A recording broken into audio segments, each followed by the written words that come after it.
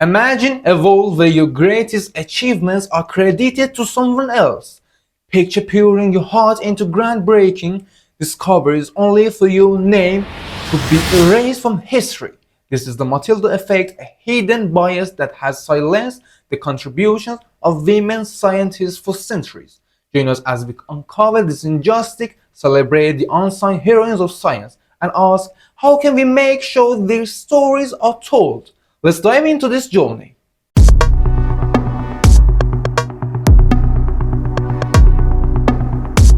Hi, it's Drake and welcome to our Drake channel, a channel for our things. Today I'm going to talk about Matilda effects. But before that, I'd be thankful if you give us a thumbs up and hit that subscribe button. Now, what's Matilda effect? The Matilda effect is a bias where the achievements of women scientists are overloaded or attributed to their male colleagues.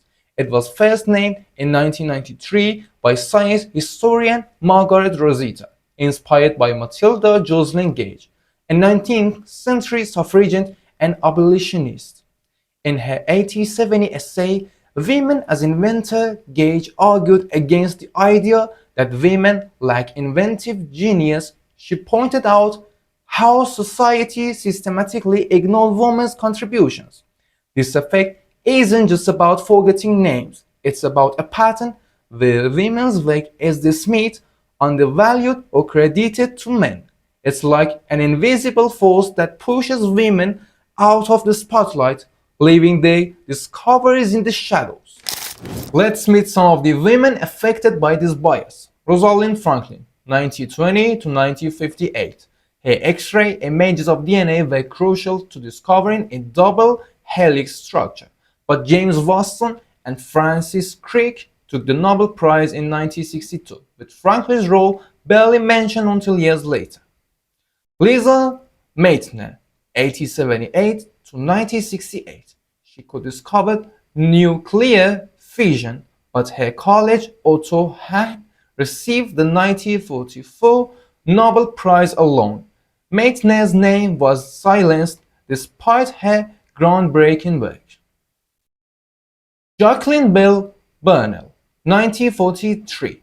As a graduate student, she discovered postulates, but her supervisor, Anthony Hewish, won the 1974 Nobel Prize. Bell Burnell's contribution was downplayed because she was just a student and a woman.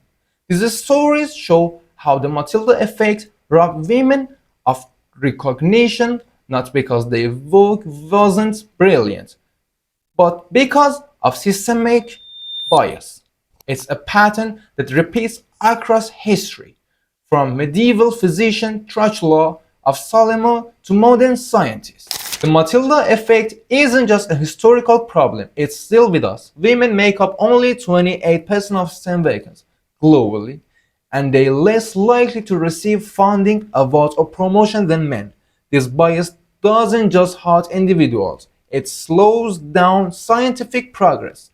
Imagine how many discoveries we've missed because women's voices were silenced.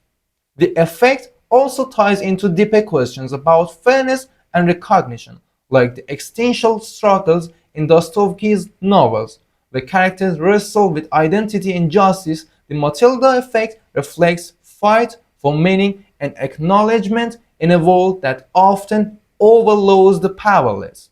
It's a reminder that talent and brilliance don't depend on gender, but recognition often does. The good news? We're fighting back. Movements like the No More Matilda campaign by the Spanish Association of Women Researchers are inspiring girls to pursue science from a young age. Universities, organizations, and even the United Nations are raising awareness through events like the International Day of Women and Girls in Science. Scientists like Sonia Natali are speaking out to ensure women's contributions are recognized.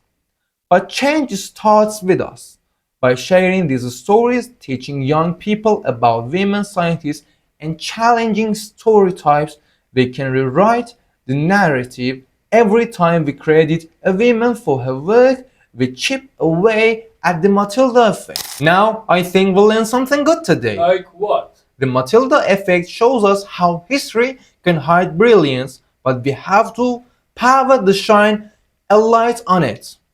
Now, if you're enjoying that, don't forget to like, subscribe, give us your feedback in the comments, turn on the bell, and wait for us until next weekend.